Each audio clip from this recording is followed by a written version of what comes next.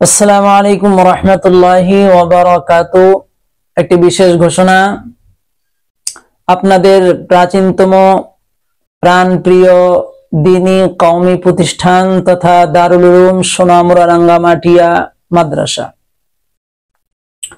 এই মাদ্রাসাটি গত 21 শাবান অর্থাৎ রমজানের 10 দিন আগ থেকে মাদ্রাসাটি ঈদুল ফিতরের 5 দিন পর পর্যন্ত মোট 1.5 মাস ছুটি ঘোষণা করা হয়েছিল, যেটাকে আমরা রমজানের ছুটি বলি।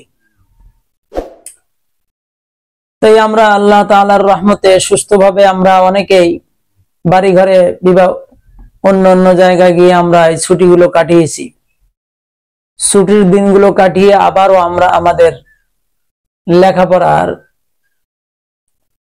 কার্যক্রম আরম্ভ হবে ইনশাআল্লাহ।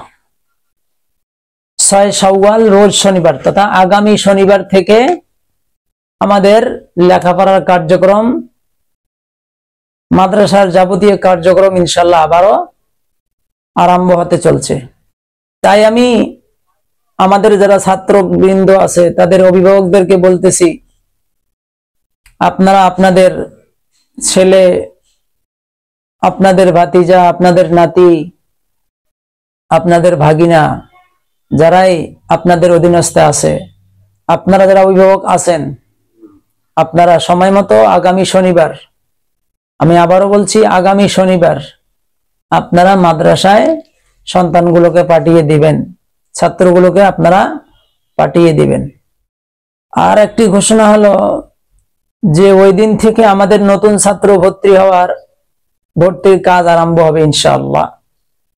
তাই আমি আপনাদের নিকট অনুরোধ জানাচ্ছি যে আপনাদের গ্রামের, আপনাদের বাড়ির যারাই আছে, কেউ যদি মাদ্রাসা পড়াইতে ইচ্ছুক যে আপনার ছেলেকে আলিম বানাবেন, হাফিজ বানাবেন, তাহলে আপনারা আগামী শনিবার থেকে ছাত্র ভর্তি করতে পারেন ইনশাআল্লাহ।